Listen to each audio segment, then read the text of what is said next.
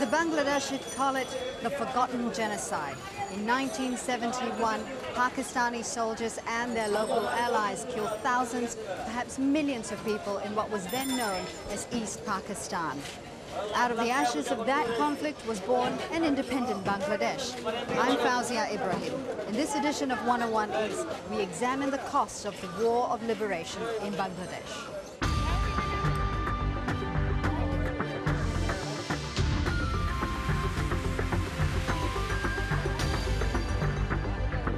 We're in the heart of Bangladesh's capital, Dhaka, once an integral part of Pakistan. But ethnic differences and demands for a fairer share of resources led to calls for Bangladeshi independence. Tony Bertley reports on the horrific consequences. This is a crime, a major crime against humanity that went unpunished.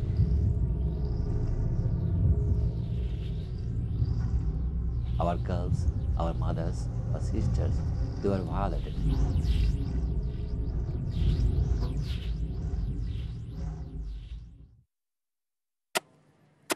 The daily grind of life in Dhaka, a city of extremes in a country which has kept a dark secret that has haunted the nation for more than 30 years, and one which few people outside of Bangladesh is aware of.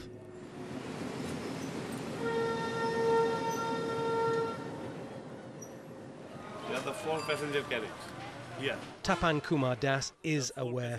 He's a Hindu. He remembers the day, 13th of June 1971, the time just after dawn, and the scene after he and 430 men, women and children were loaded onto a train at Saidpur railway station, 6 hours north of the capital, and taken a kilometre down the track to Calvert 337. They're crying, help me, save me, save me, oh God save me. But no one there. No one there. They killed us one by one. Only 21 people, 21 young men, we jumped from the train and narrowly escaped. They, he says, were Pakistani soldiers and their local supporters. He says he lost 13 members of his family that day, including his father, elder brother, uncle and cousins, cut down by swords and bullets and a pre-planned execution. Once this was simply a 6-room private house. It's now testament to one of the biggest examples of genocide of the 20th century. The privately run Museum of the War of Liberation is dedicated to upwards of 3 million people, half of them Hindus, allegedly murdered during a 9-month period in 1971 by Pakistani forces and their allies. For years, few people in Bangladesh spoke about the horrors of that period. There were people who even didn't know about the Liberation War. They didn't even know about the genocide because there was a systematic policy of erasing that part of history after 1975. It was a bloodbath that lasted for 9 months. In those days, Bangladesh was known as East Pakistan and governed by Islamabad. When momentum grew for independence, Pakistan launched a terrifying crackdown. Tens of thousands of civilians and freedom fighters were murdered. 10 million refugees fled to neighbouring India, but it led to the creation of the new nation of Bangladesh, but at a terrible cost. It's hard to imagine, but this place of sport and recreation was once a place of execution and butchery. It's claimed that in 1971, hundreds of people, including women and children, were murdered here by Pakistani soldiers and their local supporters. It was one of 5,000 so-called killing fields which were used during a 9-month killing spree, and for which no one has ever been sentenced to any crime. In the grounds of Dhaka University, a memorial to the 46 teaching staff, assistants and students who were dragged from their beds and murdered in what many Bangladeshis say was a systematic attempt by Pakistan to destroy the Bengalis' fight for independence. Even though the world saw what was happening, a combination of international manipulation and domestic politics pushed the issue of the Bangladesh genocide under the carpet. This story reminds me of the Holocaust stories. Dr. Hassan is one who has strived to make Bangladesh and the world come to terms with that terrible period at the birth of the nation and to see justice. If the perpetrators, they don't open up their mind, if they don't confess, how can you forgive? How can there be dialogue? One should open their mind and tell the truth. He is part of a Bangladeshi group called the War Crimes Fact-Finding Commission, which has just issued a list of nearly 1,600 names of both Pakistanis and Bangladeshis who, it alleges, committed war crimes in 1971. These include some members of one of the country's most powerful religious parties, Jamaat-e-Islam, 3 of whom have served in the government. Abdul Razak is a London-trained barrister and Assistant Secretary-General of Jamaat. He denies all charges.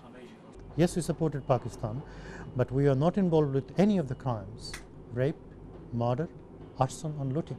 And no one has been convicted. These are mere allegations. The onus is upon them to prove those allegations. In the fragile world of Bangladesh politics, the major parties often coveted the support of powerful religious groups, and this is the reason some say they were never held accountable for what happened in 1971. Activists like the Sector Commanders Group have met with the European Union and the United Nations to discuss the requirements for a war crimes tribunal to be set up.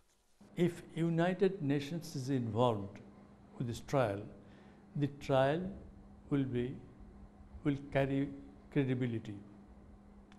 And second thing, that once United Nations is involved, no political party coming into power will be able to stop it. Among the public too, there is a growing sense of the need for justice and recognition that the past cannot be avoided. This is a memorial in Dhaka called Jalal Khanda. It means butcher's den. 37 years ago, civilians had their throats cut and were dumped into a peat well here. Sharikul Islam had a miraculous escape. He demonstrates how they lay him down and try to cut his throat, but the blade was too blunt and he survived. This lady won't forget her chapter in this history either. She was one of 450,000 women allegedly raped by Pakistani soldiers. Many gave birth, some had abortions, and some committed suicide because the shame was too much to bear. She was raped repeatedly over a month. My life exploded after that experience. It started a fire of pain inside me. The only way for that pain to ease is for the war criminals to be brought to trial.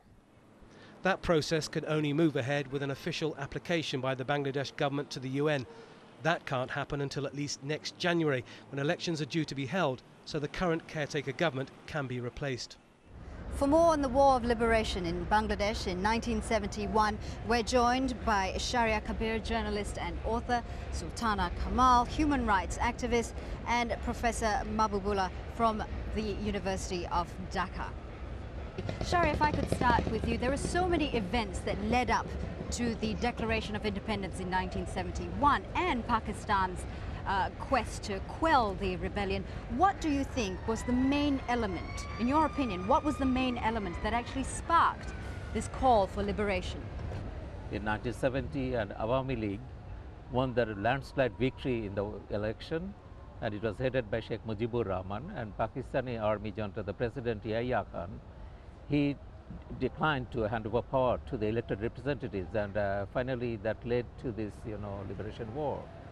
Sultana, is this the same situation for you? Was it a case of democracy being violated here? Yeah, that was the last, spark that was actually started the liberation war. But then, as you said, that there were a number of events leading to this, and that's why the liberation war wasn't an event for Bangladesh, it was a process. And the process started from a realization that East Pakistan was actually being exploited and deprived from its rights all along since 1947, when it became a part of Pakistan at the partition of India. Professor Mahbubullah, was there any other element that you could think of, perhaps, that would have led to this need for liberation from Pakistan? The people of East Pakistan, the then East Pakistan, they voted overwhelmingly for Pakistan, creation of Pakistan in 1946.